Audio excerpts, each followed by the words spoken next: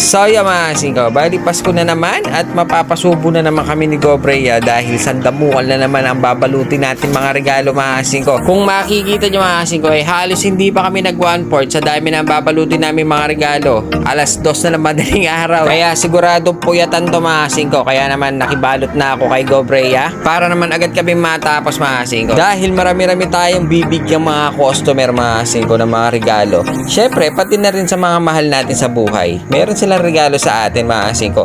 Kung mapapansin nyo, yung balot natin hindi lang basta-basta balot yan mga asing ko.